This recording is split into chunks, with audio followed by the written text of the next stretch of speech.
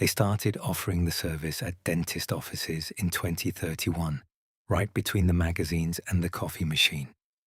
MemClear promised something simple: traumatic memories softened, phobias gently erased, embarrassing moments quietly removed.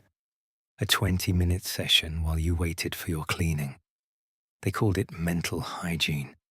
Insurance covered it after the FDA fast-tracked approval.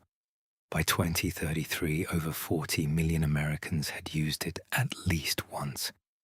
The interface was elegant.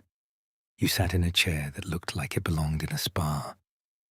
A technician named something friendly, like Madison or Josh, would fit a mesh cap over your head and ask you to think about what you wanted gone.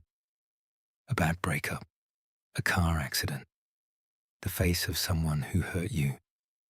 The algorithm did the rest. You'd feel a slight warmth, then nothing. Then you'd stand up and go about your day, lighter. Derek Pullman went in for his 4th session on a Tuesday in March.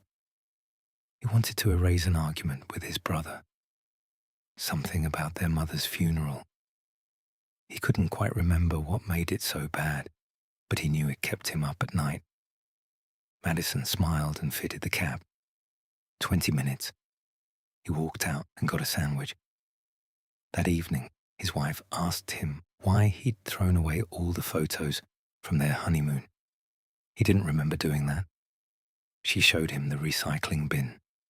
There they were, torn in half. He stared at the pieces. He didn't remember their honeymoon at all.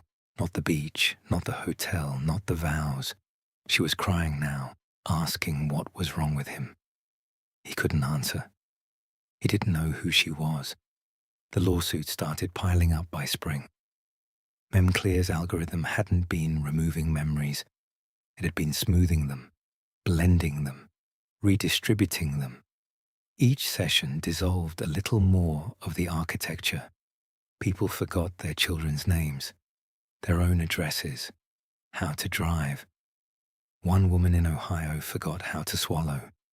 The company released a statement about isolated incidents and updated terms of service.